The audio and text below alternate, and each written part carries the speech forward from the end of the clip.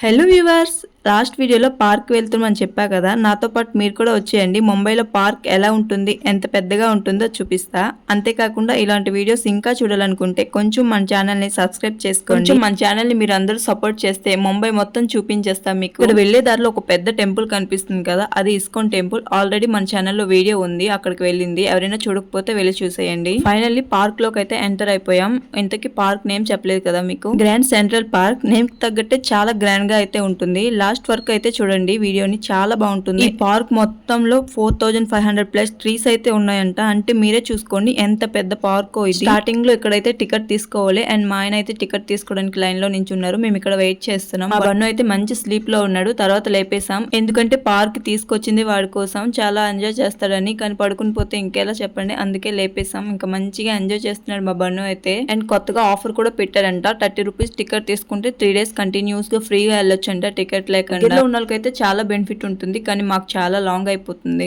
మా బండుకి ఇలాంటివంటే చాలా సరదా. అస్సలు చేపట్టుకోవడం లేదు, నాది గానీ వాళ్ళ డాడీది గానీ. వదిలే 4 years ప్లస్ ఉన్న కిడ్స్ కి అయితే చాలా బాగుంటుంది పార్క్, మంచిగా ఆడుకోవటానికి. ఇది ఓన్లీ స్టార్టింగ్ మాత్రమే, లోపలికి వెళ్తే ఇంకా చాలా ఉన్నాయి. కిడ్స్ కే కాదు పెద్దవాళ్ళకి కూడా ఫోటో స్పాట్స్ అన్ని ఉన్నాయి. బట్ మేమైతే ఆ ఏరియాకి వెళ్ళలేదు ఫోటో స్పాట్ కి, చాలా టైం అండ్ చిన్న పని మీద హాస్పిటల్ విజిట్ ఉండే, అక్కడికి వెళ్లాల్సి వచ్చింది. అందుకే మొత్తం తిరగలేకపోయాం. మా బండుకి ఆ సైడ్ వేసిన చిప్స్ ఎంత నచ్చాయో గానీ ఆ కంకర్ సైడ్ నడుస్తూ అంటున్నాడు. రోడ్ మీద అస్సలు నడడంట. ఇక్కడైతే చెస్ కూడా పెట్టారు ఆడటానికి, ఎవరైనా ఆడుకోవచ్చు. మనకి ఇలాంటి మైండ్ గేమ్లు అంటే చూడటం తప్ప ఆడటం రాదు, అందుకని వెళ్ళిపోయాం. మొత్తం తిరగాలంటే నిజంగా 3-4 hours అయినా పడుతుంది, అంత పెద్దగా ఉంది. కాల్ మొత్తం పీకేసి. చిన్న చిన్న పిల్లలు ఆడుతుంటే ఆ ఉయ్యాల్లో ఎక్కేసి అవన్నీ నాకు కూడా ఆడేయాలనిపిస్తుంది. కానీ అక్కడ ఎవరు పెద్దవాళ్ళు ఆడటం లేదు, అందరూ చిన్న చిన్న పిల్లలే ఆడుతున్నారు. మా బండు కూడా చిన్నగా ఉండడం వల్ల పాపం వాడు కూడా ఏమీ ఆడలేకపోయాడు.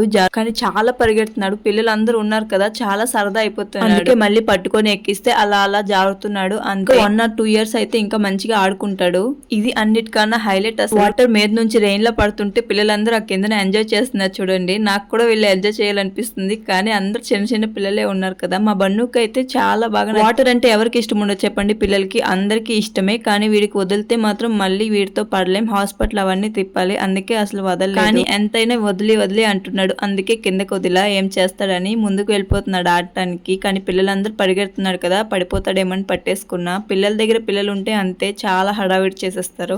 నెక్స్ట్ అయితే ఇక్కడ ఇంకో గేమ్ జోన్ కి అయితే వెళ్ళాం. వాళ్ళ డాడీ వెనక్కి చూడండి ఎలా పరిగెడుతున్నాడు మా బన్ను. పిల్లలంటేనే యాక్టివ్ కదా, అది ఇలాంటి ప్లేసెస్ కి తీసుకొని వస్తే ఇంకా యాక్టివ్ అయిపోతారు. ఇలా 2 weeks కి ఒకసారైనా ఇలాంటి ప్లేసెస్ కి తీసుకొని రావాలి, ఎందుకంటే అప్పుడే వాళ్ళతో పాటు మనం కూడా ఎంజాయ్ చేయొచ్చు. ఇక్కడైతే పిల్లలు స్పైడర్ మ్యాన్ లాగే మేరకు ఎక్కిపోతున్నారు. మా బన్నుకి ఇవన్నీ విచిత్రంగా కనిపిస్తున్నాయేమో, ఎలా ఆడాలో తెలియక చుట్టూ తిరిగేస్తున్నాడు. స్లైడ్ ఒకటే కంఫర్ట్ గా ఉంది, మంచిగా జారుతున్నాడు ఆ స్లైడ్ మీద. ఇలా ఎక్సర్సైజ్ చేయడానికి కూడా కొన్ని పెట్టారు ఇలాంటివి. మనం చిన్నగా ఉన్నప్పుడు అయితే ఇలాంటి టెక్నిక్ లేకపోవడం వలన ఏ చెట్టు ఓడలు దొరికితే ఆ చెట్లు పట్టుకొని ఇలా వెళ్లే వాళ్ళం కదా. అలానే గుర్తొచ్చింది నాకు ఇవి చూస్తే. ఈ ప్లే జోన్ అంతా చూస్తుంటే నేను చిన్నప్పుడు ఆడుకునేదంతా గుర్తొస్తుంది. ఎందుకంటే ఇవన్నీ లేకపోయినా మనం ఇంకా బాగా ఎంజాయ్ చేసేవాళ్ళం, ఇంకా సరదాగా ఉండేవాళ్ళం. మన టైం బన్నుకి అయితే సరైనది దొరికింది. ఇందులో వెళ్ళడానికి కూడా ఆలోచిస్తున్నాడు ఎలా వెళ్ళాలని. ఫైనల్లీ ఇవన్నీ అయ్యేలా లేవని గుర్రం అయితే ఎక్కించేసాం వాడికి సరిపోయినట్టు. అది ఎక్కించిన వాడు ఆట ఏదో వాడు చూడడు, పక్కన వాళ్ళు ఏం చేస్తున్నారు, పక్కన వాళ్ళు ఎలా ఆడుతున్నారు, ఆ పిల్లలు ఏం చేస్తున్నారనే వాడు సందడంతా. సరే పక్కన ఎవరో బాబు ఉంటే ఎలా ఆడుతున్నాడు, వాడు ఏం చేస్తున్నాడు, వాడు ఎలా తిప్పుతున్నాడు, అదే చూస్తున్నాడు. ఇక్కడైతే ఉయ్యాలాగా ఒకటి ఉంది, అది ఎక్కించాం. కానీ వాడు ఏడ్చాడు, ఎందుకో భయపడ్డాడేమో, అందుకే మళ్ళీ దించేసి. ఇవే కాదు ఇంకా చాలా ఉన్నాయి, చాలా అంటే చాలా. ఎన్ని ఆడినా ఇంకా ఉంటూనే ఉన్నాయి, అన్ని ఉన్నాయి. కానీ జనాలు కూడా అలానే ఉన్నారులేండి, ఏవి ఖాళీ ఉంచడం లేదు, అన్నిట్లో ఉంటున్నారు. ముంబైలో ఇలాంటివి ఎన్ని ఉన్నా పబ్లిక్ మాత్రం అంతకన్నా డబ్బులే ఉంటారు. ఎందుకంటే ముంబై అంటేనే పబ్లిక్, పబ్లిక్ అంటేనే ముంబై, ఇంకెవరికి చెప్పనవసరం లేదు. ముంబైలో ఉన్న వాళ్ళకైతే అది ఆటోమేటిక్ గా తెలిసిపోతుంది. అయితే చిన్న మ్యాప్ కూడా ఇచ్చారు అక్కడక్కడ,